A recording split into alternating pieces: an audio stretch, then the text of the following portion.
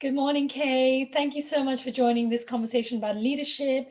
We are going to talk a little bit about leading through lockdown, but this, topic is bigger than lockdown. It's about leadership in general. And thank you very much for your time and, coming to talk with me today. Thank you, Ro. Really welcome this opportunity. Thank you. What I'm going to do is before we get started is I'm going to introduce you to our listeners, and that will just set the foundation for the conversation we're going to have. So Kay is currently area vice president for customer success and renewals at Splunk. She manages the European, Middle Eastern, and African markets. Previous to Splunk, she's been in leadership roles at Cisco, Deloitte Consulting, and KPMG.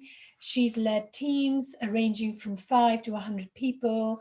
And in her 24-year career, she's worked across different regions, different markets, and across different industries, including media, banking, IT, consulting, and technology. So welcome again, Kay. And I want to start off by asking you what your understanding is about what makes a good leader. Thank you so much for that question, Ro.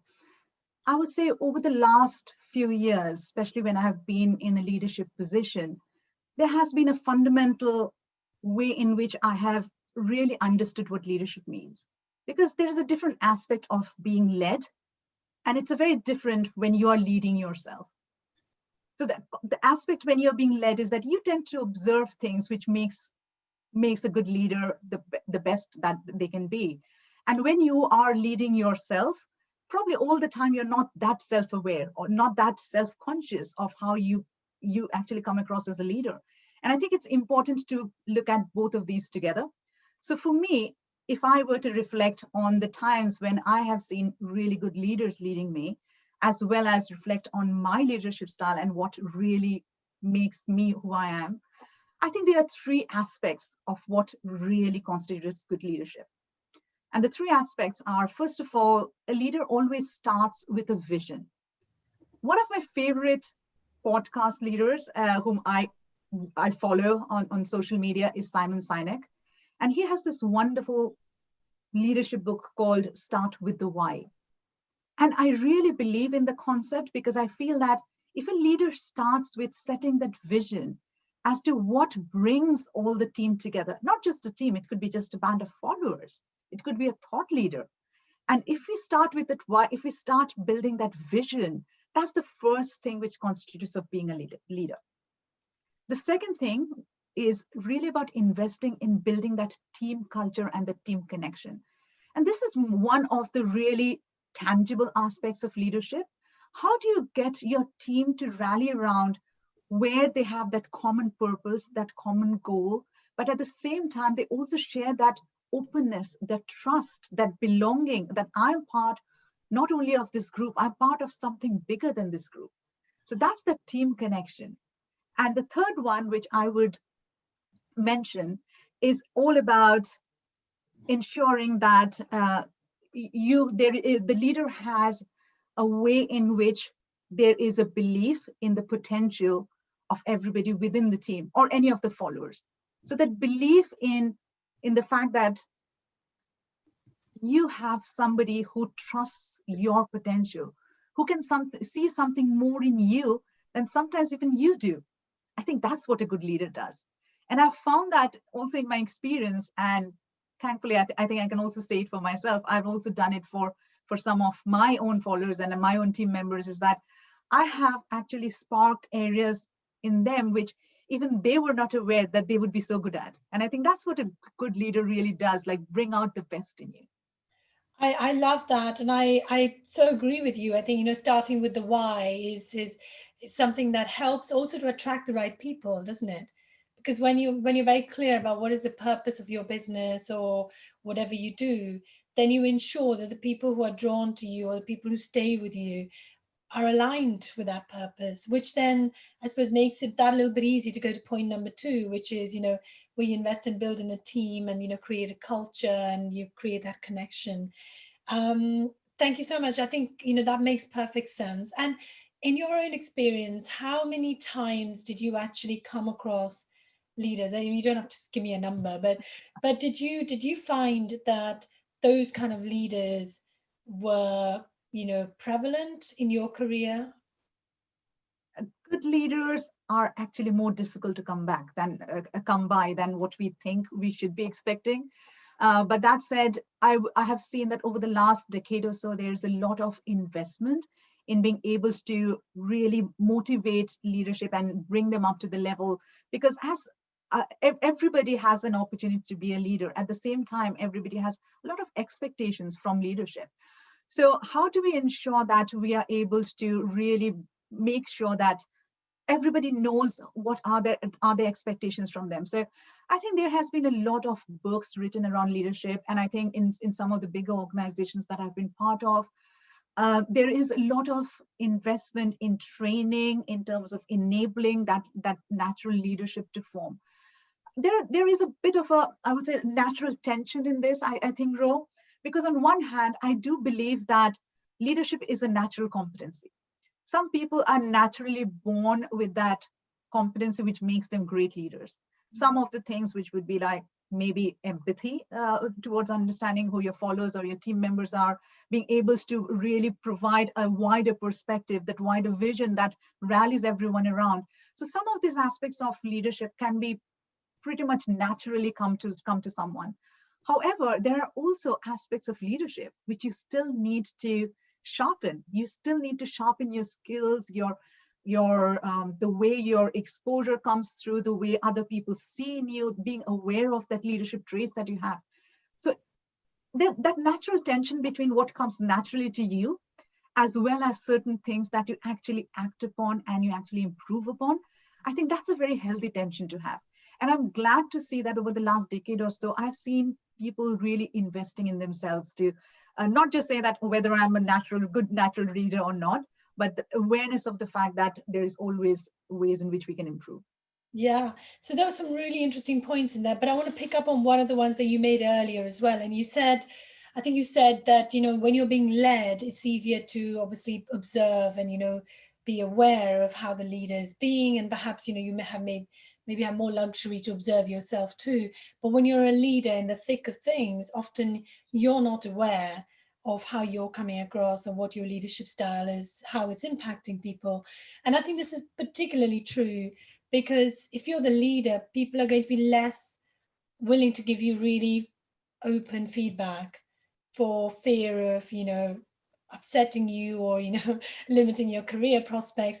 So I want to talk about that awareness piece. And I wonder if over the last 10 years, obviously, the sort of awareness of coaching and the need for coaching, and especially even people like Bill Gates and some of the senior CEOs will openly admit that however good you are, you can't always see yourself the way the world sees you, and that's why you need someone who can do that. And very often that person might be a coach or a mentor. Do you think that's partly it, or do you think that something else has happened where there's more feedback systems available that make leaders a bit more self-aware so they can therefore improve on how they come across? I think both of these are correct, and both of these are equally needed. So first of all, that self-awareness. But along with the self-awareness, you also need that vehicle for the self-awareness, because you cannot always be holding a mirror to yourself. You need somebody who would be giving you that honest and sensible feedback as well as actionable feedback. And that's where I think coaching has a very, very critical, important role to play, because the moment you can probably, and we see this happening in any difficult conversation, right? The moment you take the emotions out of the picture, you're much more rationally driven to look at a proper perspective. So I think that's the value and the role of a coach, to take that emotions out of the picture and then give you the kind of feedback which actually makes you to be that better leader. On the other hand, I have also seen organizations also invest in the 360 feedback. And the 360 feedback is also quite important, because what that ensures is that it's not just one-sided. You get the feedback. You not only give feedback to the people who are part of your team, you also get the feedback as to how you are coming across and functioning as a leader, because there is also the concept of servant leadership, right? We are leaders simply because somebody has given us an opportunity to lead them. And if we do not if we do not serve that purpose for them, I do not think there is much use of being a leader. So that's the concept of that servant leadership, that a leader exists because they are there to serve somebody else's need. Yes, yes, I love that. And I think it ties in also with this whole point about, how do you get people who sort of buy into your vision to actually believe in it enough, but not just believe in the vision, but believe in themselves and their ability to contribute to that vision. So do you feel that servant leadership is kind of the new catchphrase of the kind of leader who's able to do that, or are there other leadership styles that can equally get people to really fulfill their potential? That is a very difficult question to answer. And I'll tell you why. It's because leadership is never a single color. So it's not that you have just a color which is either white or black. There are so many shades in the middle. And the reason I say it is because I have been in leadership positions across, as I mentioned, different industries, but also across various parts of the world. And depending upon the cultural context, the role of a leader, or rather, I would say the expectations from leadership can really vary very differently. So what I mean by that is that, so for example, if maybe again, for the sake of an argument, if I were to say that if I have been a leader, when I've been in a leader in India, where the cultural is more directive, the cultural context makes you be more of, here as a leader, I'm expected to be the subject matter expert. I'm expected to have, or at least lead people to the answers, versus where maybe I would say more of I would say in a UK context, it's more of, I can bring everybody together to brainstorm and think of the answers. And I may not have the answers myself, but I'm able to bring the team together to do that. And the aspects of the styles of leadership will be very different based on that. So I would say the servant leadership concept would work within certain cultural contexts, but at the same time, they might need to be treated a bit differently in a different context. So it can still be how to serve my leaders, but to serve them in a different way, because the same dish cannot be served to everybody. Yes. You have to, it's like at the end of the day, servant leadership is about, you have to satisfy everyone's appetite, but the dish has to be different. Yes, yes. So the ingredients are all there, but how you put it together and what you produce has to be to the taste and, the acceptance of that particular audience is what you're saying. Very true. And I can share a few of my personal examples on that, Ro, because I have, again, I think as any leader, the way I also learn through is through my own experiences and my own exposures. And again, I have had enough areas where I have failed in 24 years and I've learned from my mistakes. So the way I call it, not just for myself, but that's also the way I call it for my team, is that every mistake is a learning opportunity. So never think of it as a mistake, think of it as a way in which you learn something. So one of the ways in which I learned is I had this very federated team, which was working across UK, it was working across Middle East, and it also had some members in India. And around I was still quite new in my leadership role, and I was like, okay, let's make it very collaborative. Let's put everybody in the decision-making process. Let's make sure we are all part of this. And what I noticed is that the way I was getting the inputs from different parts of my team, depending upon their cultural nuances and what they were expecting from me as a leader, the feedback and the inputs I got from each of those teams were very different. And sometimes to the point where I was absolutely disappointed. Like, I have given you so much creative freedom. Why is it that you haven't come back to me with that level of output that I was expecting?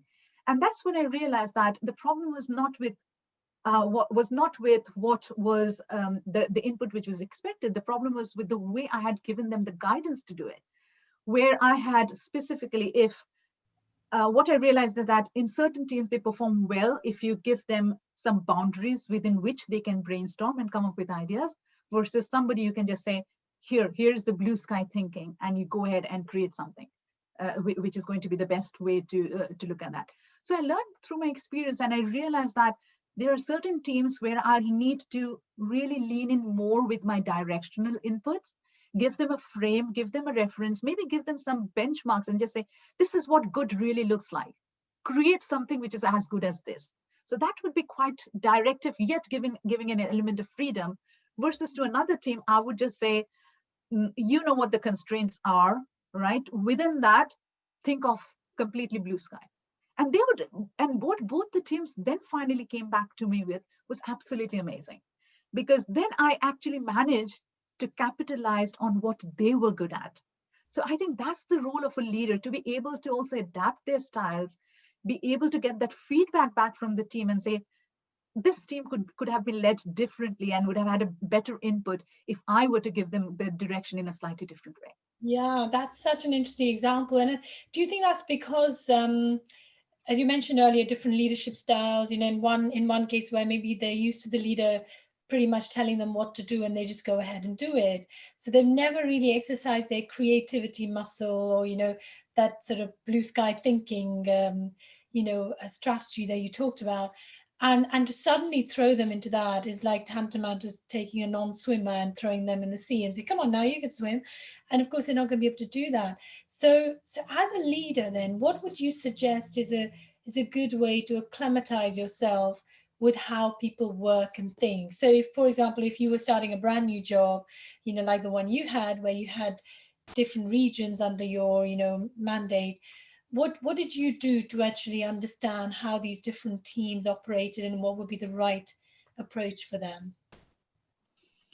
I have learned through my experience, but I would say that for somebody who's doing it for the first time, it helps for, I would say, at least for the first few months or so, to get to understand your team a bit better. So get to understand, and again, this doesn't need to be a direct team reporting to you. It could be part, especially now we are, more and more being part of a complex organization where the levels of hierarchy don't really determine our influence. It's a myriad of there are teams that we need to influence, even those who don't report into us. So under those circumstances, which is again becoming more and more common now, the first, I would say, initiative is really understand what makes your team really excel. So understand what are those trigger points where they can really do well. And the way I do it is I give them little tasks, and then I try to stretch and try to say, okay, how about we try to do this maybe in a different way? Can you come up with some options in that? Very usually within the first, I would say 2 or 3 months, you'll be able to understand how much your team is able to flex. And exactly to the analogy that you said, what you don't want to do is throw a non-swimmer into the sea and ask them to swim. What you first want to do is give them a bit of a float so that they can get into that experience. And once they start becoming confident, then you want to push them a bit more. Because Yeah. ultimately, what you do want to do is get everybody to fulfill it and to perform at the greatest potential. And how do you actually sometimes make them even aware that they have that potential? So I would say give them smaller tasks, and then based on what comes back to you, take that feedback and then build it on from there. That is so interesting. So as a global company, and all of the companies that you've worked for have been global, and they probably have offices, across the world with different cultures. How do you find that these companies, which must have a sort of a central ethos, the company was built at some point with a why, hopefully with a vision. How do you take that sort of central vision and then make it fit these different cultures? Because there's obviously subcultures and different ways of doing things. Do you have a sense of how that can be achieved without losing, where you began from? That's a very insightful question. So the way I think of it is, for any sphere of influence that you want to project, there are three concentric circles. It's like one is the core, and then there are two around it. The second one being optional, and the third one is completely creative. So the core one is the one that are the fundamental principles that you wouldn't deflect from. So those are the ones which would be when you're building a team. It would be the team principles like, yes, you can function within your own however you want to achieve your objectives. At the same time, what you cannot compromise on is if it is not based on respect, for example, if it is not based on obviously a mutually agreeable business outcome, because at the end of the day we are part of a large corporates and we have to ensure that we meet all the business objectives. So there will be certain things that we would not compromise on. Things like everything has to be based on a level of ethics, the ethical standards. So those are non-compromising areas that would be the core of it. The next layer, which is my next circle, would be the area where I think is more of the devolved accountability and responsibility. That's where you'd be like telling your team, telling your followers that I'm thinking of building a process which allows, for example, in my team, I would say, which allows my customer to do this and achieve this business outcome. So within let's say the tools and the functionality that we as an organization provide, there are certain areas. However, there are multiple ways in which you can explore how to do that. Because again, for each different customer, specifically if you have to be a very customer-centric organization, you also have to adapt the way your process works with the way your customers would want it to be set up. So that would be my second layer, where I would say that process making has to have an element of creativity, where you cannot define that these are exactly the 10 steps. I think we are slowly moving away from that world where everything was pre-planned, predetermined. We are going more into the area where it have to have that growth mindset, which is, I didn't know how to do it before. I'm going to learn on some of the things that I've done before, and then I'm going to improve it as we are going along. So that would be my second circle. And the third circle would be more in terms of this is an open thing, this is an open area. We haven't done this ever before. So for example, a lot of the things that with COVID and all the entire unprecedented and challenging times that we are going through, nobody would have been able to predict, or nobody would have been able to build a process as to, hey, if this happens, this is how we're going to react. So that's where my third circle comes in, which is always we have to be, in a way, prepared for things that you can't prepare for, in a way, by setting those principles correctly, which is, if you have that element of trust, if you have that element of openness, if you have that element of a safe environment, I think there's a word that Simon Sinek used, and I love that. He calls it psychological safety of teams. And that psychological safety is what defines that outer circle, which is, this is free for you. Go out, make mistakes, but come back, learn from it, share it with us, and don't be afraid of doing that. That's where I think it's equally important to have that layer too, because otherwise, if we haven't set that foundation from that last ring, that last circle, we'd never be able to proceed to, especially, with the way things are changing so much around the world, we wouldn't be able to go and tackle all those unknown things in the world. Yeah. So obviously you touched upon COVID, and we're going to talk about the impact of that on leadership and business. But I'm interested also, I think that point you made about, being open to unknown, factors, and, is also a positive thing, isn't it? Because that's what leads people to I suppose, being open to possibilities and things that we don't currently know about, but could potentially be transforming for our business. So I love that. And I think, it sort of ties in a little bit with what you were saying about, belief and, believing in people, allowing them to go and try things and sometimes get it wrong, but not make them feel like that failure is not allowed. So, so in your experience then, how did you prepare for leadership? So I want to kind of just maybe take the point about, you were probably a really good individual contributor when you first started in your career. From there to leading a team, or, managing a project or whatever it is, which requires liaising with other people, is not, it's a very different skill. So tell me a little bit about your journey of going from an IC to maybe a team leader. How did that work for you? Okay, I'll answer the question in two parts. So the first part I'll talk about is a bit about growth mindset, which is a very fundamental tenet that I believe in. And I think my 24 years career definitely exemplifies that, where I've started from one industry. I've moved seamlessly across 6 industries, or at least it feels seamlessly to me, and also across various locations, various countries, various cultures, working across different companies. I've worked with Indian companies, European companies, global companies, multinational companies, And each of them bring in different areas that you need to be able to grasp and then perform your best within that.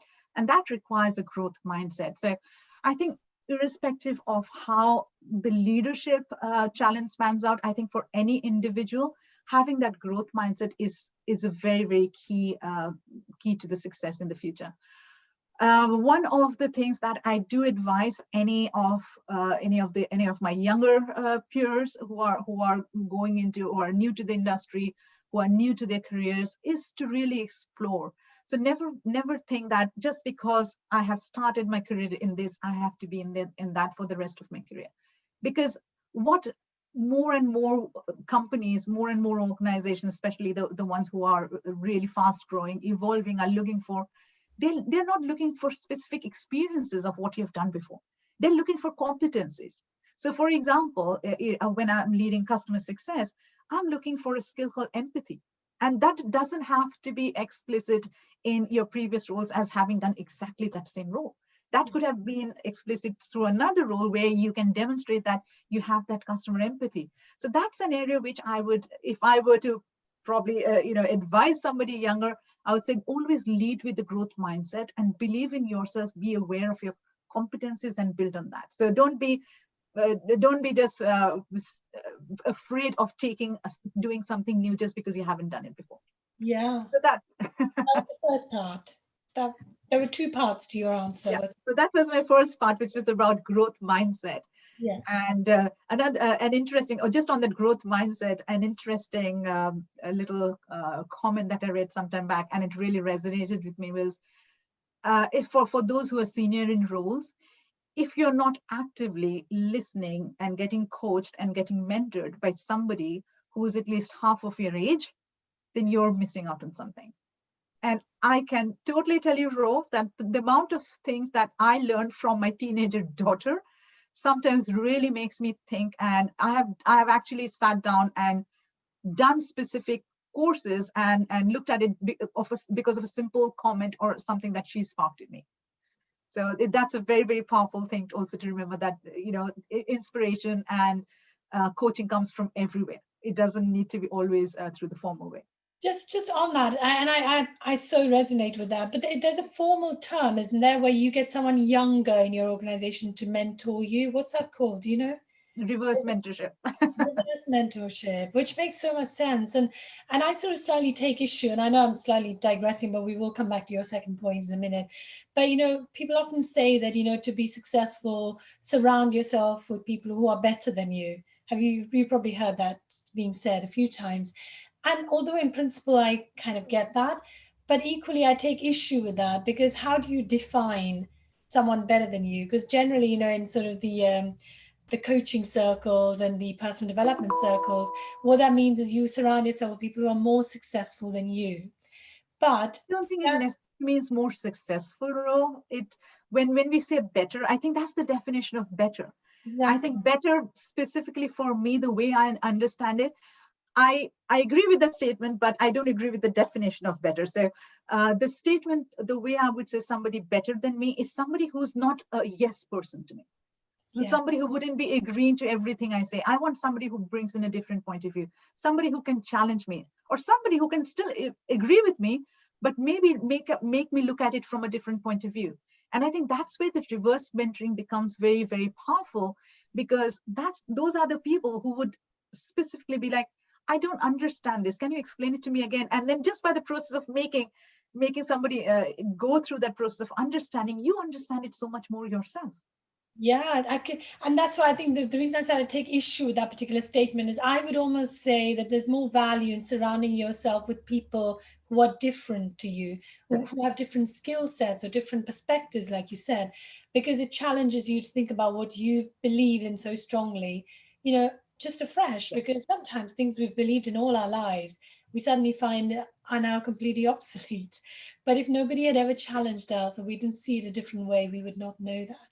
And just to finish off on the growth mindset, it's probably worth maybe just for people who've never heard of this, is to give the context. I mean, that's Dr. Carol Dweck's growth versus fixed mindset, isn't it? Do you want to just talk Yes. very briefly about the difference between the two? I'm sure you'll be able to do that more, but let me just try to make a start on that. So the growth mindset is where an individual feels that every opportunity presents an opportunity to learn and do something better the next time around. So it's where future successes are not built on achievements of the past, but future successes are built on what can be learned in the future itself. So it's something which I think specifically now, if you just look at the field of technology, even if I were to just say, okay, I'm going to hire a developer, I might just say, these are the skills, and somebody who wants to train on that, I would probably say, okay, these are the skills which you need right now. And 10 years later, those skills might be completely out of sync, and they may not be required at all. So what we look more for is that, can that person learn? Can that person be motivated to invest in that learning, and then say, okay, I was not able to do this yesterday, but I'm going to learn and I'll be able to do something tomorrow. So for me, that's an area which I am fundamentally a very, very deep believer in. I mean, which is the reason why, and I was just mentioning this again to a group of students who I was talking to about careers in technology last week. And I was telling to them that if you're going to think of having a huge sigh of relief once you go to graduation and you just think, okay, this is the end of my study and learning, let me give you a bit of a root shock. 24 years into my career, the last time when I did a formal certification was just last year. So that's 23 years into my career. I'm still learning. I'm actually professionally certifying myself. So that's what we always need to be, be ahead of, which is I am continually going to learn something which tomorrow is going to make me better than what I am today. Yeah, yeah. I love that. And I think just maybe to add to that, so I think the difference between someone with a fixed mindset is that first of all, they don't have that appetite to constantly learn. They want to be in a comfort zone where they know they're good at something and they stick to that. But I think the other thing that also strikes me is that someone with a growth mindset is more comfortable with the mistakes and failure because they don't let that define them. And they know it's part of the learning, whereas someone with a fixed mindset will probably give up the first hurdle and they stumble, they'll be like, oh, this is not for me, I'm going to go back to the thing that I'm really good at. So I think that's fantastic mindset to have, and especially as a leader. So what was your second point, because we did spend a long time on this one, sorry. Yeah, so your question specifically was that for somebody who's new, what would my advice be, and what had I done myself? So there were again 3 areas which I think really helped me become a proper leader. And again, it's part of a journey myself. Again, encompassing the growth mindset. For me, I'm not where I aspire to be, but I'm on my way to be there. So, and it's a process of constant self-evaluation, self-awareness. So the 3 things I would say is learning, observing, and experiencing. So the first one is about learning. So learning is of 2 ways. Learning of, first of all, about yourself, and in which I would really, for somebody new, I would really recommend this. This assessment is called the Clifton's Strengths Finder assessment. So it talks a bit about what are your signature strengths, and this is not based on experiences that you've done, is based actually on innate strengths which naturally come to you. So for example, if you are naturally a visionary, or if you're naturally a positive person, or if you're naturally somebody who's good at organizing. So it talks about understanding those skills which make you fundamentally a bit stronger compared to others. And there's about quite a few of these strengths. So you figure out what are your top 5 strengths are. And also about learning is also about learning from other leaders, learning from coaches. So, Ro, every time I talk to you, every time I read one of your posts that you put on your webpage, I learn something new. So for me, that's an opportunity to learn from leading thinkers, who have the opportunity and who are so generous with their thinking to be able to share that with all of us. So that's the first one, which I would say, which is learning from within you and outside you. Learn from both within and outside. The second one I would say it was about observing. We have been wherever we are, we have an opportunity to observe good leaders in action. And again, leaders is not always, as I mentioned, it's not a functional role. It's more of a leader who would be, I see people who are thought leaders, and I want to understand, hey, what makes them so attractive? What are the things and the qualities in them that I would like to emulate myself? It's about observing and understanding how what makes other people or other leaders be that kind of leader that you aspire to be. And the third one is really about experiencing, which is never be take a step back, always take a step forward in terms of experience something. It's okay to make a mistake, it's okay to fail, but make sure you pick yourself up and run even faster than you were running before. That's very interesting. And I suppose in terms of the observing, then you have to be someone who's willing to connect with people, to ask questions, be curious, and just take an interest in other people. Because I think very often I find that people, once they've learned, maybe they've done a course, and they feel like they suddenly now they're expected to just go and jump straight into the experiencing phase where they have to do, and it can be daunting because they're not quite ready. So your suggestion is that don't feel that it's beneath you to go and ask other successful people or colleagues or established leaders for advice and guidance. Is that what you did? Absolutely. And in fact, I would say, I definitely not say it's anything is beneath anyone at all, because I think that's the concept of a growth mindset, because what you are saying every day is that I can learn every day, and I can learn from anyone. I can learn from myself, which is obviously my biggest learning opportunity, which is my own experiences. But I can learn from everyone, and I learn equally from people who are in different industries, who are in different professions, who are completely. It could be a random passerby, and it would be maybe an action that they did, and it would be like, that made me think that was a different way of doing it. So there are the moment you make your eyes open, you open your eyes to learning, you'll be able to get that fundamental motivation from everywhere. Yeah. So I want to tie that into, one of the sort of oft used phrases, be yourself. People say, be yourself, be authentic. And of course it makes sense because we're all unique, and we bring in something that's very authentically unique to us. But how do you practice that, when you're actually in a role where you're leading and people are looking to you and you've never done it before? And maybe you've got all this, knowledge and, you've observed other people do it and you're trying to be more like someone you admire, but then you're trying to reconcile it with who you really are. So talk me through your own personal journey of, bringing your authentic self and not feeling like you had to suddenly become someone else just because you were in a different ecosystem. That's a very interesting point of view, and especially I think one that I have definitely lived myself. And in fact, I would say I'm constantly in the process of living it every day. So as a bit of a background, I'm a migrant. I migrated to UK about 20 years back from India.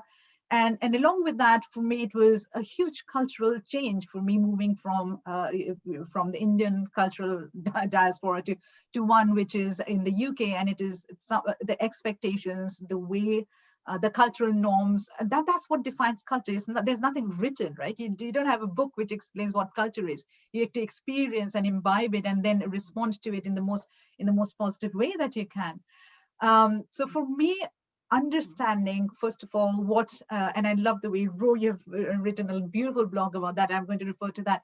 The way the labels that I have, whether voluntarily or involuntarily, the labels that I have on me, how do they define me, and how do they actually make me bring out the best in me? So for example, I would say, if I'm a migrant, I embrace that. Yes, I'm a migrant, because that helps me understand the viewpoints of people who might be new to a system.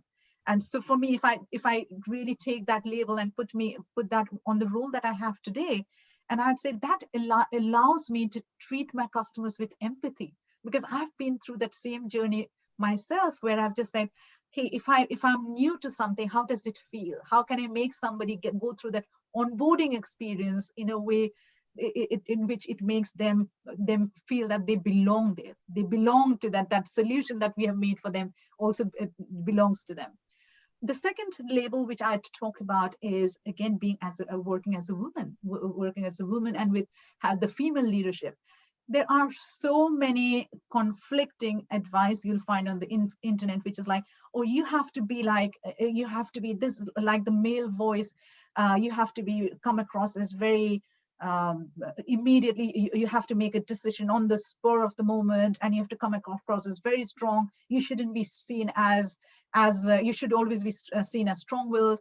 And others where you'd be like, oh, you are, bring across your feminine point of view. And so for me, I just see, work with what works best for you, which gives you that advantage which naturally comes to you. So for me, I believe I'm more of a mishmash of what I see works in others as well as what I see works in myself.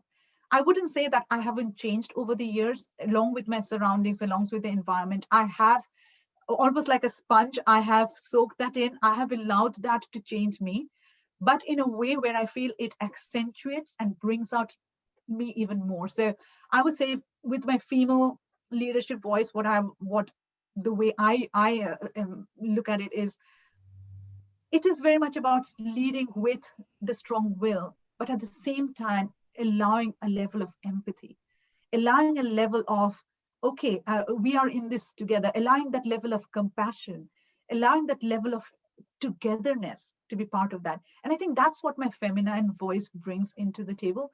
And the way I'd look at it is that I would bring that into every conversation that I have. And it doesn't matter to me whether somebody would just put it as a, is it a masculine trait? Is it a feminine trait? Doesn't matter. That's authentically who I am. And that's what I'm going to be able to offer best. Yeah, yeah, I love that. So at the core, you are still who you are and you own it, and you don't feel like you need to sort of hide from it or feel defined by it. But at the same time, you're saying that you can adapt. It's a bit like water. There's this beautiful TED talk on lessons from water. I think I may have referred to it in one of my blogs. And he talked about how we can learn so much from water and how amazing water is in the way, it's life-giving, but also in the way it adapts and it moves and it changes in its wake without even seeming to have done very much. So leadership can be like that, I suppose. Very But true. also I think the point you make is an interesting one, and I'm going to just maybe touch a bit upon that, is that there are different styles of leadership depending on the ecosystem and that job needs to be done. Um, do you feel that people, and this kind of brings it back to the earlier thing you said about some people are born with a natural, ability to lead.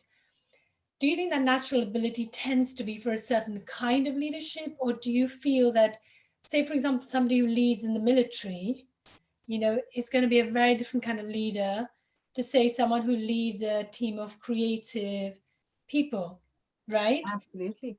And what's your view? Do you think that people can learn to be a different kind of leader, or do they need to know their strengths and just stick to what they're really good at and stay with that?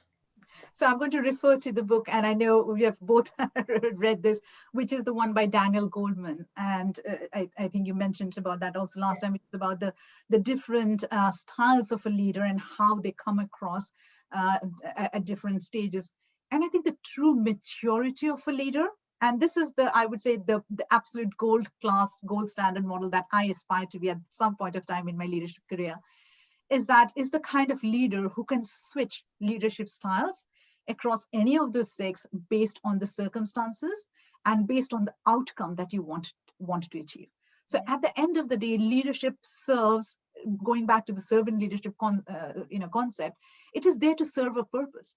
It is there to bring out the best of a group of people where you want to achieve an outcome. You want to achieve an objective. And most of the times it's aligned to a business objective. Sometimes it could also be aligned to a social objective. But it has an end in mind. It wants to achieve something.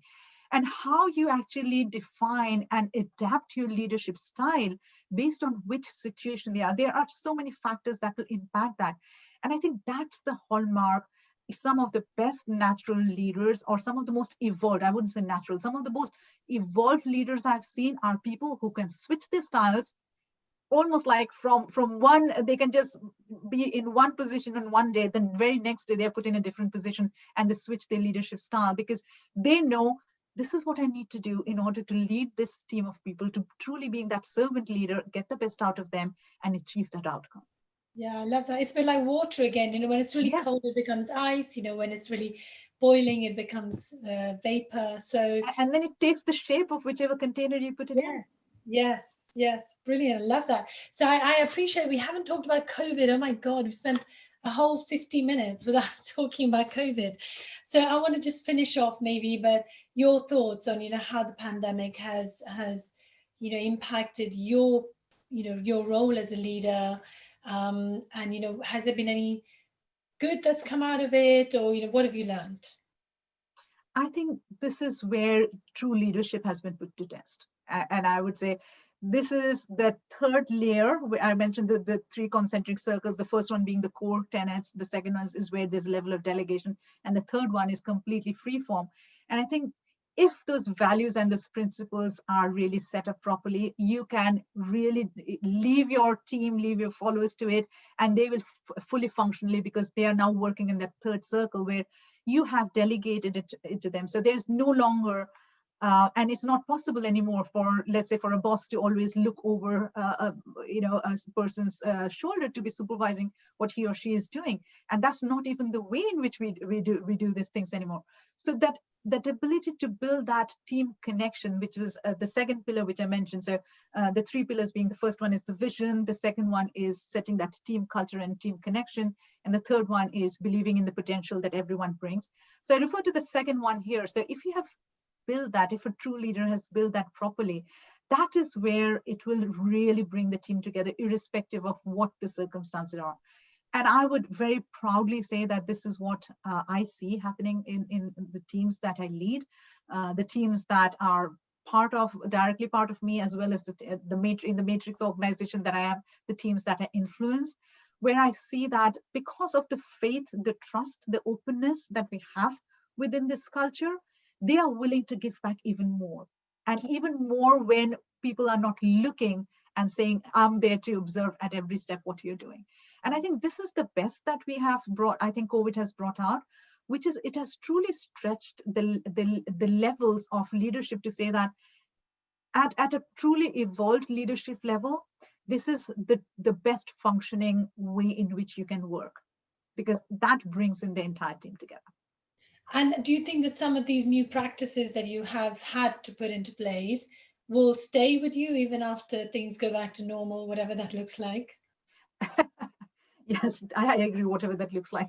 But absolutely, yes, because these are some of the fundamental foundations that we have built. And the very reason, the fact that we have served, or fingers crossed, we are still a long way to go, but we are surviving a pandemic at this scale. And the ability that we have been able to remain productive, we have been able to remain effective, we have to remain engaged consistently, by amongst ourselves, amongst our teams, amongst with our customers, is the fact that we have those fundamental pillars very strong. And what I would like to do is actually make them even stronger going forward. So absolutely. So not only learning from this, but making sure that we keep on evolving this so that we can have that even more delegation, that openness, that trust, that team bond and connection across everybody. Fantastic. So I'm mindful of your time, and I already appreciate you spending, almost an hour with me. So do you want to leave our listeners with any sort of closing thoughts on, leadership, or, leadership in the pandemic, or, how to lead in the future, or anything else? I think the one thing that truly has shaped me as a leader is one fundamental fact, which is, if you believe, and the believe is a very, very strong word. If you believe in potential, and it's your potential as well as the potential of the people who are your followers, they could be your team members or they could be your thought followers. But if you believe in that potential, there is nothing that can stop you. So I think the one thing, if I would leave for anyone, is believe. And to find someone who actually reinforces that belief, maybe in the form of a good leader, or possibly, a And colleague, or a and a person, good coach. or a coach, yeah, even a coach. But I think, even for me, I feel that what I want my clients to do is to become their own personal champion and coach someday, for the things that they've learned to deal with, and not become reliant on always having somebody else there to make them feel like they have possibility and potential. But I completely agree with you. That initial push to make you feel stronger, you need sometimes someone else to help you to do that. Thank you so much, Kay. I've really enjoyed this conversation, and good luck, and I hope your team and your organization, continues to thrive through this pandemic. And thanks so much for your time. Thank you so much, Ray. It was wonderful talking to you again. Take care. Thank you.